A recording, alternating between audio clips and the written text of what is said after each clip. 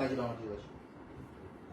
आपण गरिबीतून आलो सगळे श्रीमंत मधले जातीत असो त्याला काय करावं गरीबाला ते त्यांच्यासाठी आपल्याला करावं गरीबाचं काय असतं. आणि चांगल्या कामाला शेवट नसतं, वाईट कामाला शेवट असतो. चांगल्या कामाला शेवट नसतो. पंचेदार विचित्र बरं, तुम्ही ज्या ज्या मागण्या मांडल्या होत्या किती मागण्या होत्या, किती मान्य झाल्या? सगळ्याच फक्त आता त्याची मंगळवारपासून सुरुवात, उद्याच्या मंगळवारपासून त्याची अंमलबजावणी.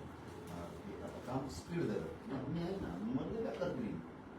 बरं बोलून बरं पाटील, कोणत्या कोणत्या मागण्या होत्या ज्या म्हणजे सर्वांपर्यंत पोहोचवल्या किंवा त्यांना ते आठवून वापस व्हायला? 58 लाख नोंदी मिळाल्या हे त्यांचा अगोदर मान्यच नव्हतं. काही पण खोटं सांगतात त्यांची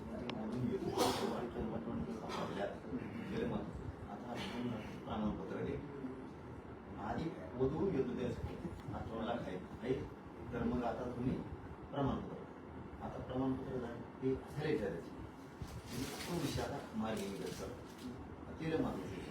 राज्यभरातल्या नोंदी 58 लाख रुपये म्हणलं तरी जवळपास 3 कोटी महाराष्ट्र झाल्यानंतर राज्यात त्याच्यापेक्षा समस्या आणखी किती मी टाकते ना त्याच्यात आता हैदराबाद घ्यायचे त्याच्यात मराठा समाजाचे मराठवाड्यातले लोक आता आरक्षणाचे कारण त्याच्यात यशस्वी काय त्याच्यात काय पाहिजे थोडी कार्यपद्धती चांगली केली त्यामुळे लोकांना आता त्या सोयीस्कर करते त्याच्या वेळेच्या हे 2 विषय आहेत. सातारा संस्थानाने कोल्हापूर पुणे औंध हे गॅजेटियरचा 1 महिन्याचा तो जे 87 वर्ष नव्हतं त्या कायदेशीर त्यांचा मग अभ्यास करून द्यायचा बरं अभ्यास करून त्यांना 1 महिन्यात ते क्लिअर विषय गुन्हे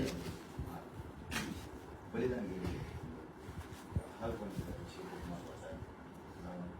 जाती महामंडळे मराठा आणि कुणबी मंत्रालय स्वतंत्र स्थापन करण्याच्या संदर्भात तेही करून देतो जे अशा 10-12 मागणी त्यांच्याकडे दिल्या आता पुढे होत्या शिंदे समितीला वाढ दिल्यानंतर बाबतीत अध्यक्ष देऊन ती पुन्हा सुरुवात करायची असे मुद्दे ते समाजाचे बलिदान गेलेल्या कुटुंबाचं नाव पुढे आहे निधीचा विषय 15 दिवसात ते पूर्ण घेतो तुम्ही सगळं कारण ते आता स्पीड हे उद्याच्या मंगळवार बसून ते घेतील. आता जर ते प्रकार ते ना रट्टे घालतील सगळेजण.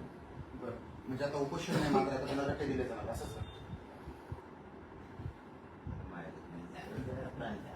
आपल्याला म्हणलं जातं ना बोलतात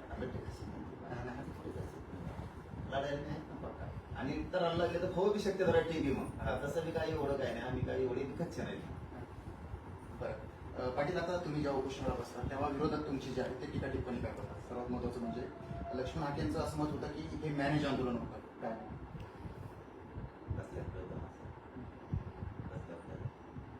या नेत्याचं काय असं म्हणणं आहे सामाजिक कोणावर मी दखल घेत नाही असे खरं सांग उदाहरणार्थ ते सांगायचं म्हटलं तर मी 1.5 वर्ष तेव्हा हे इथं आम्ही पुण्यात म्हणतो केवढी तरी यायचं राजकीय उच्च आणि मोडी उद्रीत बसायचं म्हणजे आमचे शिवभाऊ होतो विनाकारण नाराज केल्या का नाही मोडी उद्रीत आम्ही आमच्या मराठा समाजात आंदोलन काही गरज होती कोणाला नादी लावायचं लावलं गेलं लोकांना. बरं आमचा तिथला एखादा नेता झाला असता मात्र आंदोलनाला 1.5 वर्षापूर्वी सांगितलं मी आमचा शिवभाऊ तरी नेता होईल आता वयाला यांनी घातलं तर धनगराचं कल्याण नाही झालं तर ओबीसीचं नाही आणि महाराज तर पुऱ्या राज्यात सगळी माणसानं शहरी नव्हतं त्यामुळे हे आपल्याला महत्त्व देऊन समाजाचं वाटलं आहे त्यामुळे आम्ही तर देतच नाहीत आणि त्यांची देत. बरं आता हे नवं उपोषण याच्यानंतर मनोज जरांगे यांची पुढची वाटचाल काय असणार किंवा ते पुढे काय पाऊल टाकणार किंवा त्यांची पुढची काय भूमिका असणार? आता हे सगळं करून घेतो आणि याच्याबरोबर जरा मध्ये शेपारले जरा माझ्या 1 वर्ष 2 वर्ष आम्ही करतो ना आम्हाला इकडं गरीबाचं कल्याण करायचं होतं लई जरा बदल्या आल्या बोल करत आता त्यांची झिरीत होता आता त्यांची जरा झिरीत होता त्यांना जशातच उत्तर मिळणार युट्यूबला जी भाषा आहे त्या भाषा आता जर वर्षभर चालू द्या जरा आणि तुम्ही थोडी माझ्या बघा ना आता थोडंसं ती बाहेर चालणारच विनाकारण लोकांची इकडं पुढं घालायची थोडं घातपात करायला लावायची आणि ते गरीबाच्या पोरांचा वापर करायचा त्यांना मुताडा बाजून इकडे तिकडे बॉम्बला लावायचं आणि ते वर्ष झालं 2 वर्ष झालं आम्ही हे ऐकतो त्यांना वाटतं आम्ही काय हेच आता आम्ही खेळतो जा सगळ्यांना आमच्याकडं आमचे पोरं आहेत आम्हाला एका तो टीका करायला